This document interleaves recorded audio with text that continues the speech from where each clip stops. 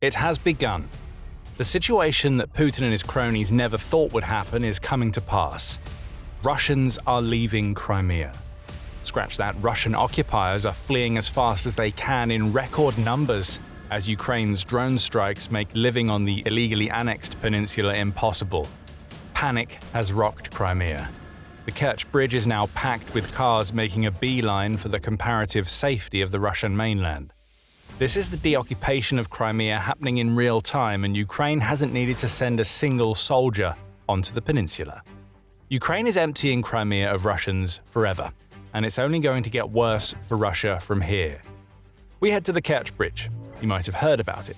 Putin's multi-billion-dollar monument to his perceived success in Crimea connects the Russian mainland to the occupied territory, and is supposed to be key to ensuring that Crimea acts as a crucial cog in the war machine that Russia unleashed against Ukraine.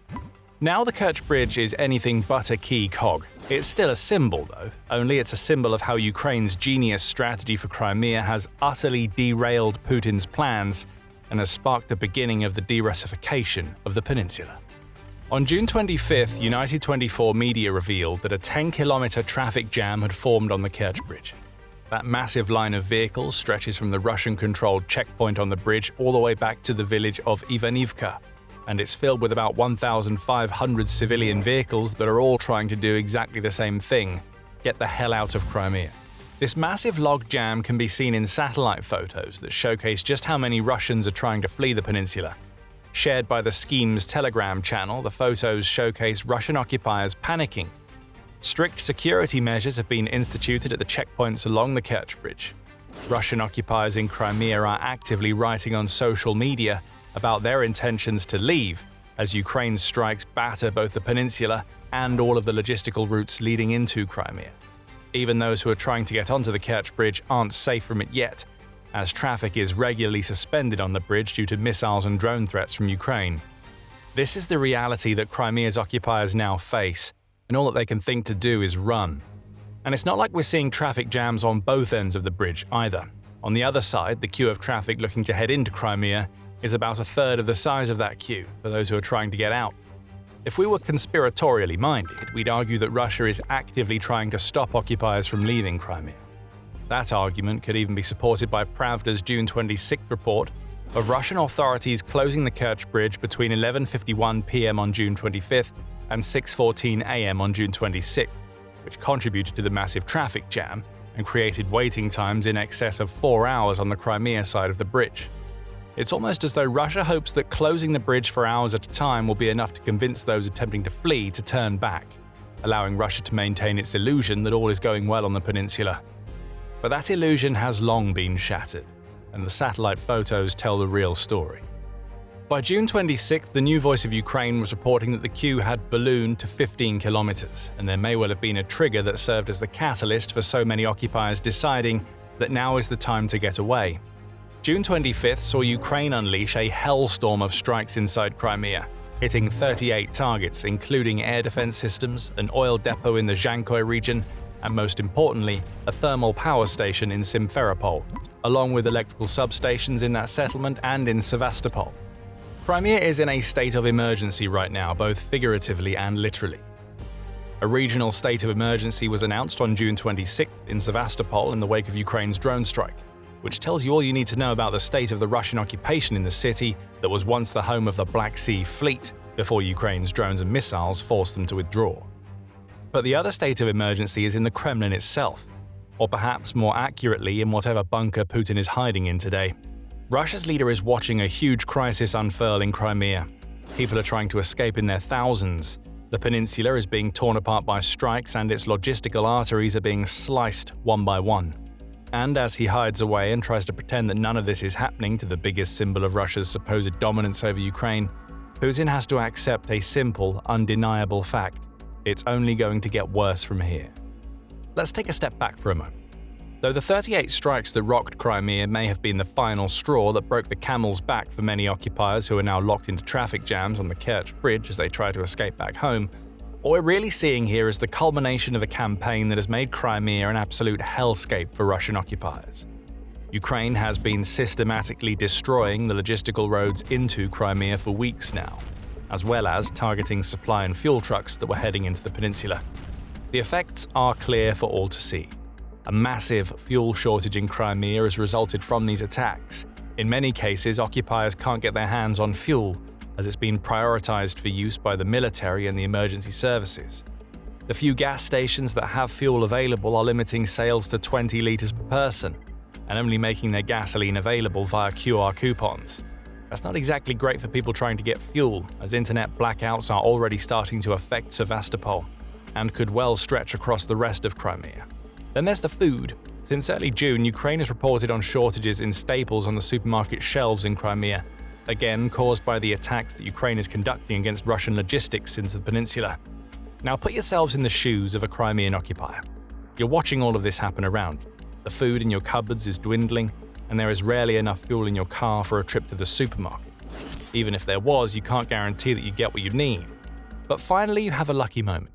The internet comes back on, and you find a gas station selling fuel, and you can actually access your QR code.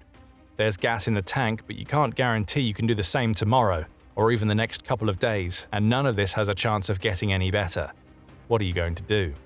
For at least 1,500 vehicles in a queue on the Kerch Bridge, the answer is to run away back to Russia, where you hope the problems aren't so bad. The hell is just beginning for the Crimean occupiers, which is why so many want to get out of Dodge. However, there's also another issue to consider: the Kerch Bridge itself.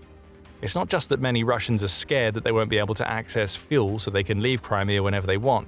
They're also terrified Ukraine is closing the single window of opportunity that they have to make that decision. But before we tell you what we mean by that, you are watching The Military Show, and we dig beyond the headlines to give you the real story. Hit subscribe if you like what you see. And now let's get back to the video. It's not just that occupiers can see the empty gas tanks and dwindling supplies on store shelves. They can also see the fires everywhere, the massive plumes of smoke rising into the sky as yet another of Ukraine's drones or missiles finds its mark. And nowhere is all of this more visible right now than near the bridge that the Russians are trying to use to get out of Crimea. Ukraine hasn't attacked that bridge directly, not for a while at least, but what it has been doing is launching successful strikes on either side of that bridge. On June 21st, just a few days before the multi-kilometer queues started to form, Ukraine launched strikes against maritime logistics, an oil depot, and much more in the territories on either side of the Kerch Bridge. At times, smoke from these strikes has wafted over the Kerch Bridge to the point where it looks like the bridge itself is on fire. It isn't, but it could be, and that's the entire point. The Kerch Bridge is supposed to be one of the most protected regions in all of Crimea. We saw those defenses during Ukraine's strikes. Beyond the air defenses, there are smoke screens deployed to confuse Ukraine's drones. Chains of barges are set up to stop maritime drones from sailing past and blowing up bridge supports. Work is underway as we speak to create barriers in the waters around the Kerch Bridge to stop those same maritime drones. All of these defenses are in play, and yet Ukraine is still successful with its strikes around the Kerch Bridge region. What those strikes do is send a very clear message that the occupiers attempting to flee have picked up on. The defenses don't matter. Ukraine's drones and missiles can reach the Kerch Bridge. Valuable targets are being picked off on either side of the bridge, and it may only be a matter of time before Ukraine decides that the bridge itself becomes a target. Get out while you can.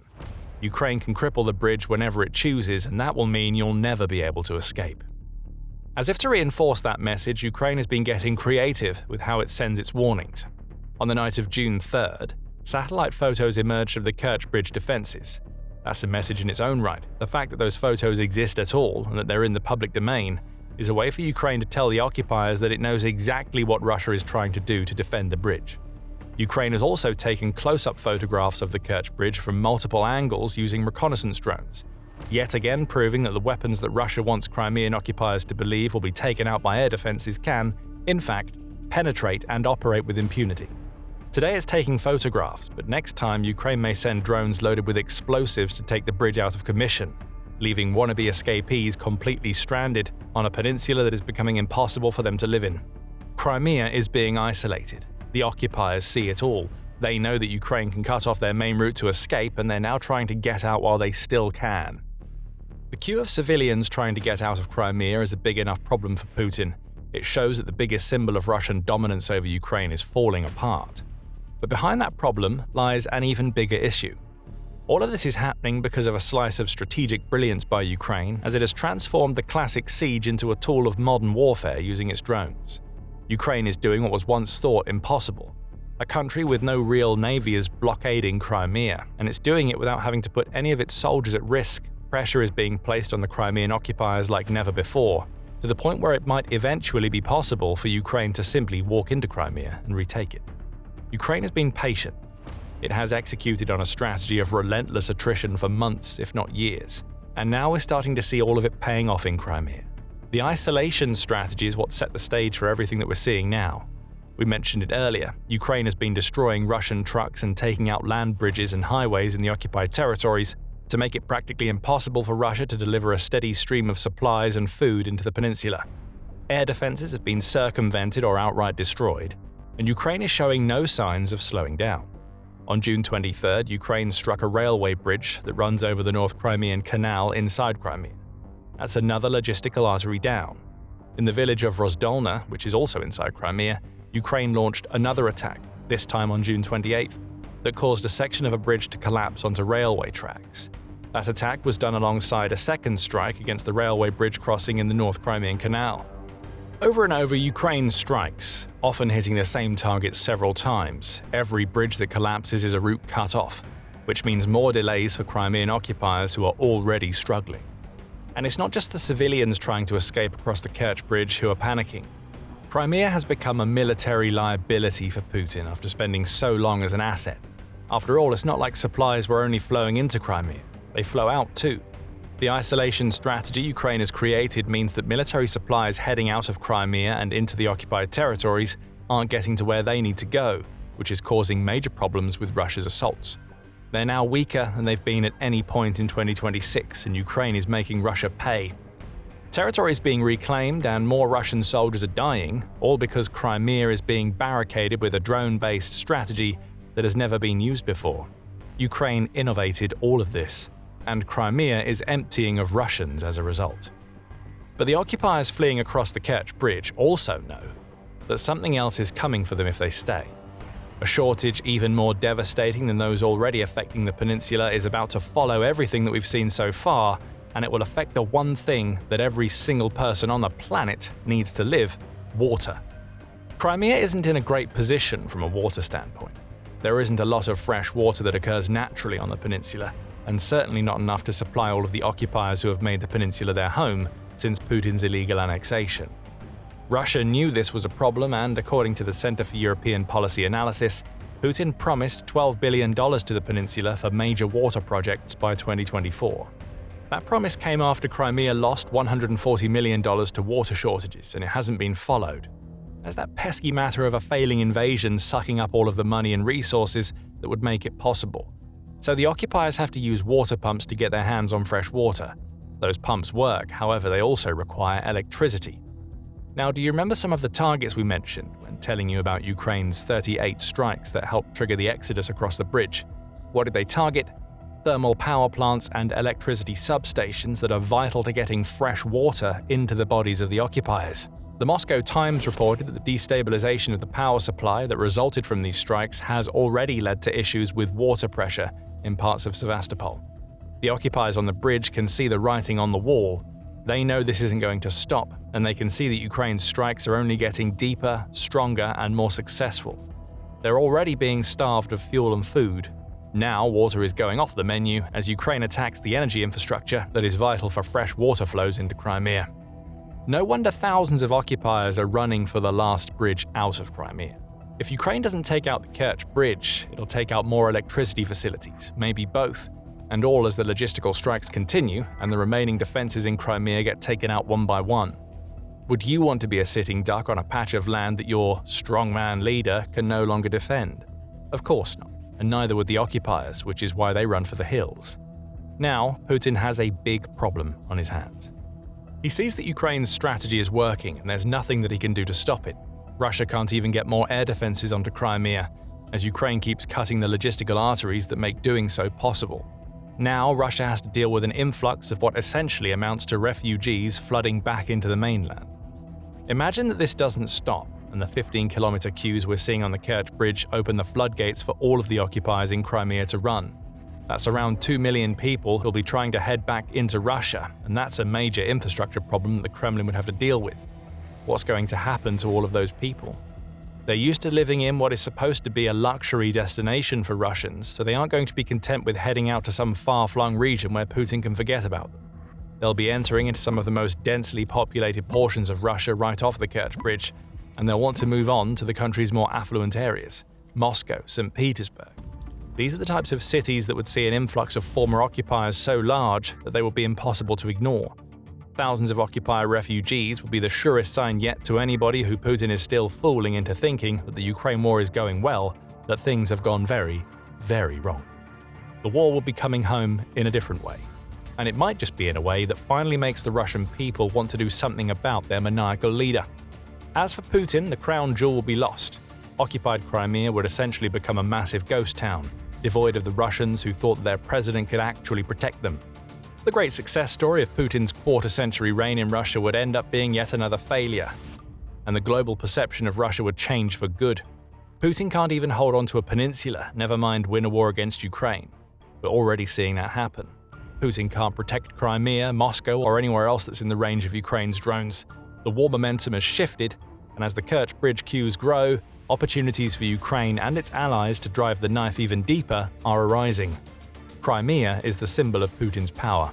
If it crumbles and Ukraine is only just getting started, then Putin's Ukraine invasion has to end.